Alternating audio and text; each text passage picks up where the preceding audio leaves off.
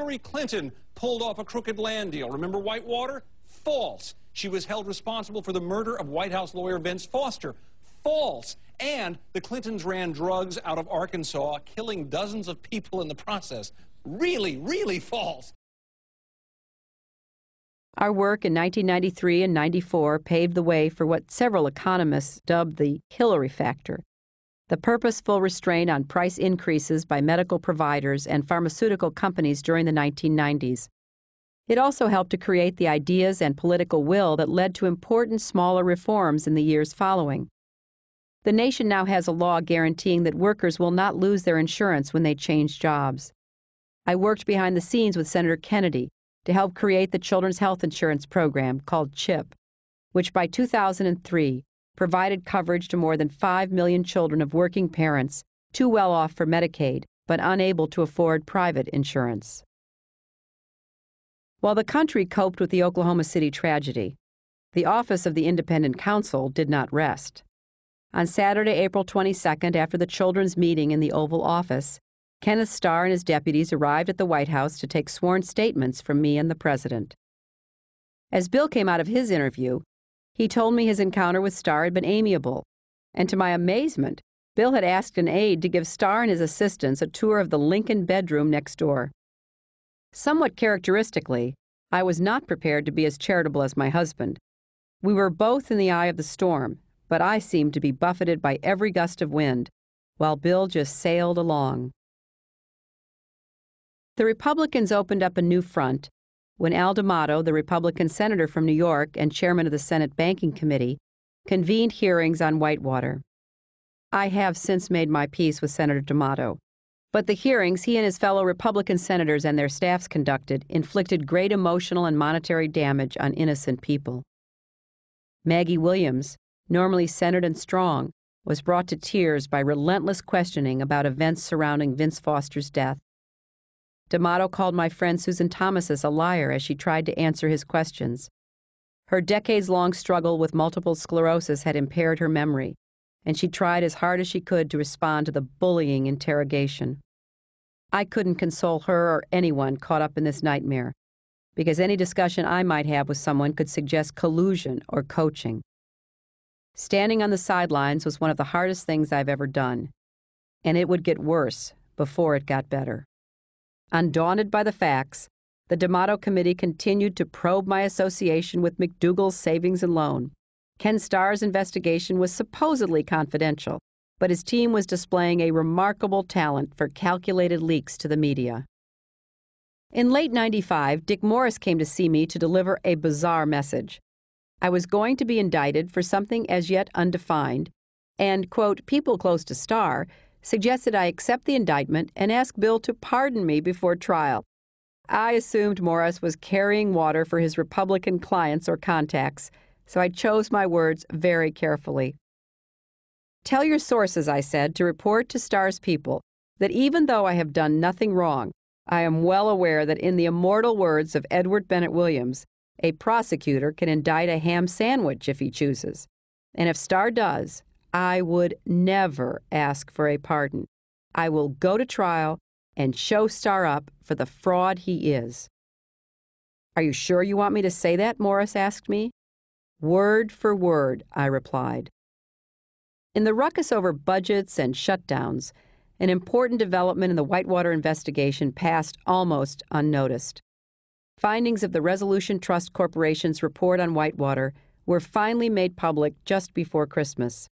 After examining 47 witnesses, compiling 200,000 documents, and spending $3.6 million, the investigators found no evidence of misconduct on our part and no factual basis for any aspect of the Whitewater scandal. The report was minimally covered in the news media. Republicans dismissed the investigation by the Resolution Trust Corporation as too narrow and continued their hearings. In an editorial critical of the Office of the Independent Counsel, the New York Times chastised Starr for continuing in his $1 million-a-year private law practice while investigating the White House. The sudden burst of unfavorable press had no noticeable effect on Starr. I was dismayed by the double standard that protected Starr and his patrons from accountability, while the conservative faction openly played the conflict of interest card to eliminate nonpartisan jurists and investigators. I felt terrible that former Arkansas Governor Jim Guy Tucker and his wife Betty had been caught up in Starr's fishing expedition. Despite Starr's effort, Jim Guy wouldn't lie about us. This didn't prevent Starr from pushing ahead with another indictment that put Tucker on trial with Jim and Susan McDougal in Little Rock, Arkansas in March 1996. Most of the accusations against them could be traced to David Hale, a shady Arkansas Republican businessman. Hale was an accomplished thief and a con artist, and he was motivated. He was cooperating with Starr in hopes of avoiding a long prison sentence for his previous crimes. The Small Business Administration, which had lent Hale's company millions of dollars intended to benefit small businesses and low-income people, reported that it had lost $3.4 million due to Hale's improper activities. His sentencing was postponed until just before the McDougal-Tucker trial 2 years later. The defense lawyers argued hard to convince the judge to admit testimony about Hale's connections with right-wing activists and financial payments from the Office of the Independent Counsel. Although the presiding judge wouldn't admit evidence of most of Hale's lucrative connections, and the full story would not come out for years, details of the secret Arkansas project began to be aired in public for the first time. Hale was a well-paid pawn in a furtive campaign designed to discredit Bill and bring down his administration. Not only was Hale paid at least $56,000 in cash by the Office of the Independent Counsel after he agreed to testify, Hale was also secretly paid by the Arkansas Project. As the convoluted facts of Whitewater finally started coming out in court, I could feel a subtle change in the atmospheric pressure in Washington. On Capitol Hill, Senator D'Amato stopped his Whitewater hearings when the Democrats threatened to filibuster to block his funding. For the first time in years, I was beginning to hope that we could put Whitewater behind us. Yet despite these hopeful moments, the spring of 1996 was not destined to be a time of celebration. The Republicans had lost 9 seats in the House and 2 in the Senate in the election, but they still were in control of both chambers of Congress, and they gave more leadership positions to ideologues rather than to moderates or pragmatists. The new chairman of the House Government Reform and Oversight Committee, Representative Dan Burton from Indiana, was the Hill's leading conspiracy theorist. He had achieved minor celebrity for firing a .38 caliber pistol at a watermelon in his backyard as part of a bizarre attempt to prove that Vince Foster was murdered. Several key Republicans, including Senate Majority Leader Trent Lott, had already vowed that it was their responsibility to continue investigating the Clinton administration, but the Whitewater inquiry seemed to be losing momentum. Senator D'Amato had suspended his hearings in June. Despite prolonged questioning, Kenneth Starr had failed to wrest any damning tidbit from Webb Hubbell, who was serving 18 months in federal prison for defrauding his clients and partners. In January 1998, Kenneth Starr's inquiry was in its 4th year. The previous fall, Starr had finally conceded that Vince Foster really had committed suicide. Bill and I had worried about the problems we would face when we moved into the White House, but I never expected that the way I defined my role as First Lady would generate so much controversy and confusion. We were living in an era in which some people still felt deep ambivalence about women in positions of public leadership and power.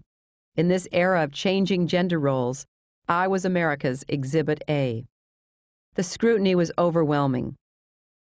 Bill signed a series of bills that I had worked for, including ensuring that women be allowed to stay for more than 24 hours after childbirth in the hospital, promoting mammography and prostate screening, increasing research into diabetes, and improving childhood vaccination rates so that 90% of all 2-year-olds were immunized against the most serious childhood illnesses for the first time ever. Bill also took on the tobacco lobby and began seriously addressing HIV/AIDS here at home and around the world. He used his presidential prerogative to extend patients' rights to more than 85 million Americans and their dependents who were enrolled in the federal health plans, and to those covered by Medicare, Medicaid, and the Veterans Health System. None of these actions represented a seismic shift on the order of the Health Security Act, but collectively, these reforms of health care policy improved conditions for tens of millions of Americans. On balance, I think we made the right decision to try to reform the whole system.